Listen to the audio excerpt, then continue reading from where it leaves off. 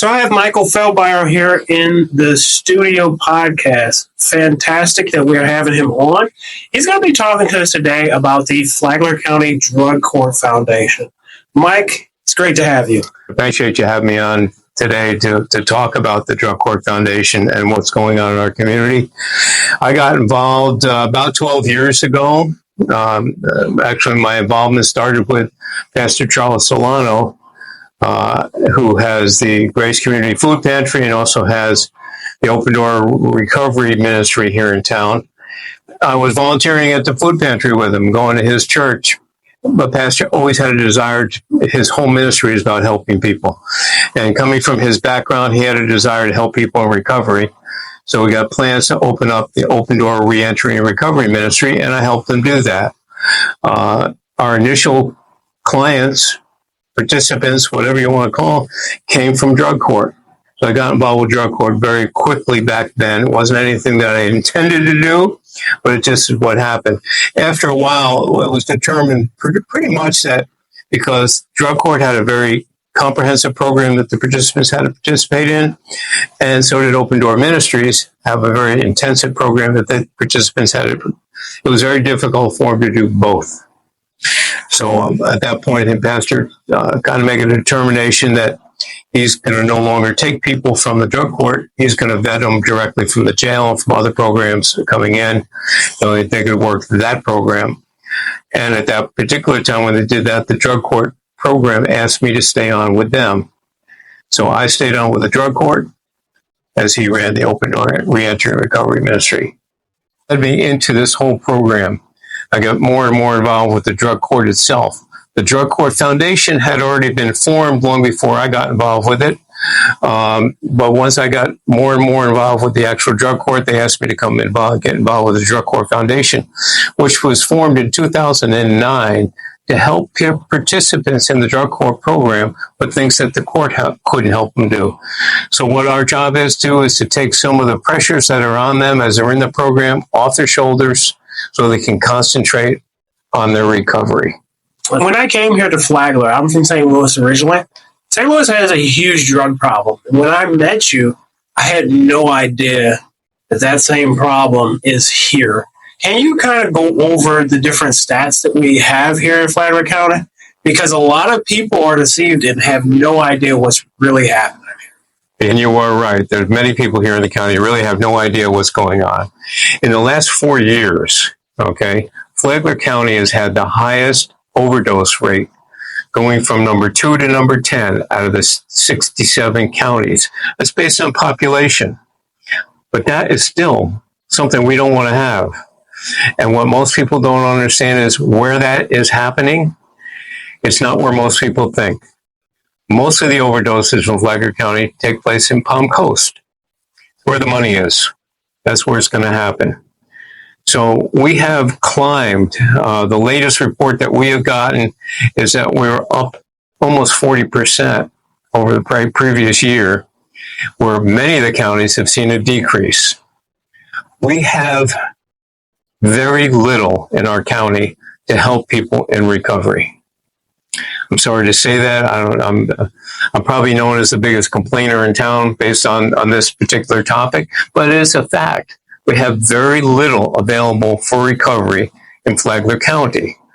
At one point in time, we had a detox facility. That was pulled and sent down to Volusia. So there's one in St. John's, one in Volusia, but none here. If somebody wants to get detox, it's usually they're at their edge, and they need it now. If they told us unavailable or you're going to wait a couple of days, what they're going to do is use to ease the pain. So the things like that. We've just started getting some sober living houses in the county. We need more. We need places for people to stay that are safe as they recover. And that's a big issue. We haven't done, as far as I'm concerned, there's 2 county organizations that have really stepped up. One is drug court. That's what our job is.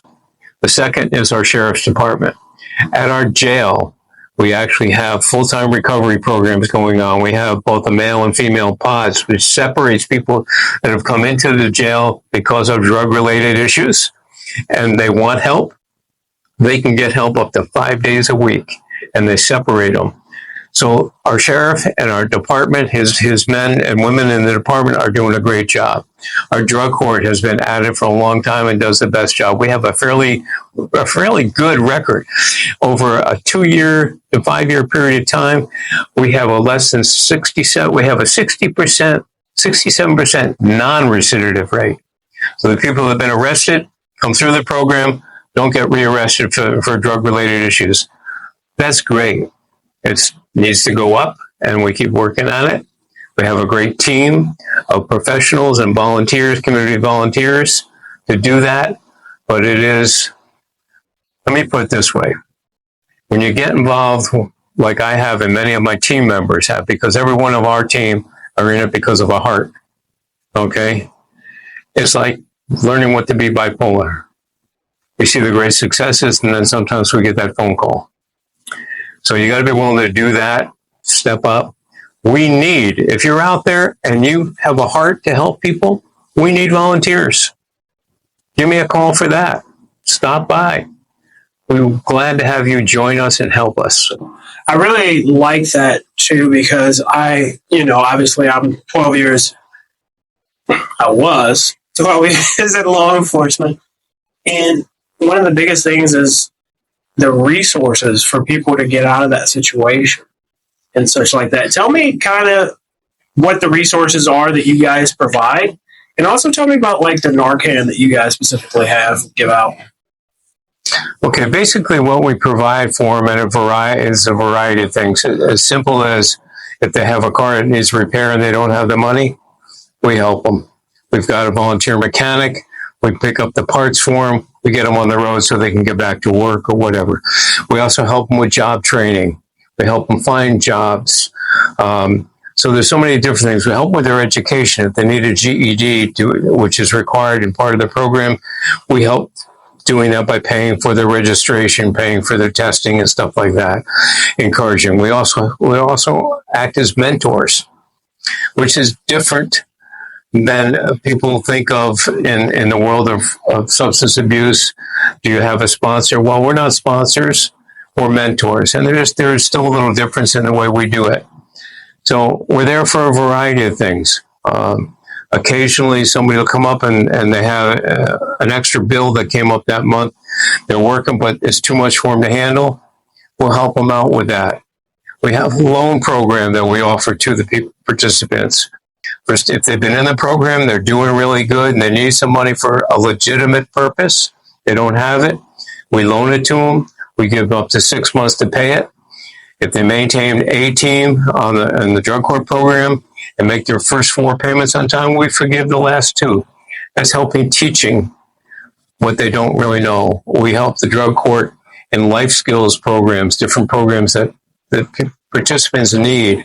Many of them don't know how to handle a credit card, a checking account, all that kind of stuff. So whatever we can do, and every year or every couple of months, something else crops up.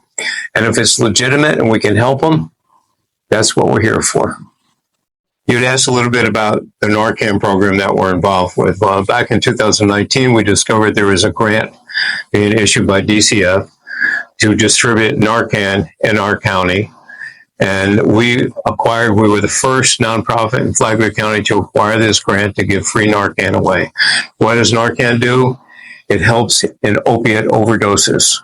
Our theory is if they die, they can't recover. So anything we can do to keep them going to that point where they need and desire and want that recovery, we're going to be doing it.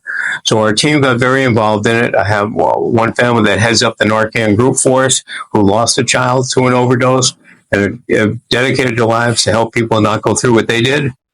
That team got Narcan into the entire Flagler school system. Oh, wow. So we provide it for the school system through the grant that we have. We've done a variety of other things. We have different events. We've done training at churches, different business groups. The Flagler County Tax Department asked us to come and do a training for them on Narcan because they had over 100,000 people coming through the doors during the year. They have public bathrooms. Those are all places that overdoses can appear, so they wanted to be prepared. So we did the training and provide the Narcan for them. So a variety of things like that. Basically it is, we want people to survive. We're not judging them. They need to live.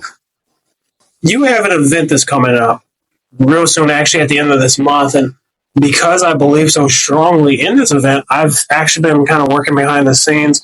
Would you kind of tell us what that event is? Tell people how they can also support that event. June 29th is our second annual golf tournament. It is a fundraiser. So our goal is to raise money to help us get going because we are a 100% volunteer organization. We are a 501(c), so we are tax write-off if you want to use that for anything there. Our sponsorships run anywhere from $100 for a whole sponsor on up to $1,500 for a presenting sponsor, with a variety of other issues and other ways of sponsoring. So we need golfers. Put a team together. A team is $100 per golfer, so it's $400 for a team. I had a nice phone call this morning. A team signed up, four players, plus they bought a whole sign, so $500 coming in. It was great. We're grateful. Great. But I'll repeat what I said before. We're grateful for $1 because $1 is 100% more than somebody gave us nothing. So whatever you can do for us, we'd be grateful to do it. The other thing we've been trying to put together this year, because fundraisers are very difficult. We have so many good organizations in Flagler County. We're all out there all the time asking for money. So we came up with what we call the Club 100. So the Club 100 is we're looking for 100 local Flagler County businesses or individuals that would commit to $120 a year. It can be a one-time or $10 a month. That would take care of most of our budget requirements and reduce the pressure that we have to put these other events together. So if you're interested in that or interested in the golf tournament, please reach out to me. Again, I'm Mike Feldbauer, 401-864-6997 or mfeldbauer, FELDBAUER @gmail.com. Look forward to hearing from you. Thank you for being here in the podcast today and shedding some light on the actual issues that's going on in this town, the Palm Coast. So, folks, you kind of heard what's going on here in Palm Coast. And this is your call to action. You guys have seen the homeless who are plagued by issues such as drug addiction. We have crime here in Palm Coast. A lot of it is related to drug addiction. So what are you going to do? You know, a lot of people don't want to hand the person on the corner $1 because they don't know where it's going to go. They don't know if the person's going to go get alcohol or drugs with that $1. Well, guess what you can do instead if you're concerned about that sort of thing? Flagler County Drug Court. You can donate to them to be part of the mission to actually help those people to get help. So this is your call to action. What are you going to do? And for the fire departments, for the police departments, for any public officials that are out there, this is a real problem here. So if you want to be part of making a difference, you're tired of seeing the overdoses, specifically for the firefighters, for the police officers, come out, create a team, be part of the golf tournament. You can make a difference. So you don't have to be just there cleaning up the pieces at the end of it. I really appreciate you guys turning in today, and we'll see you next time.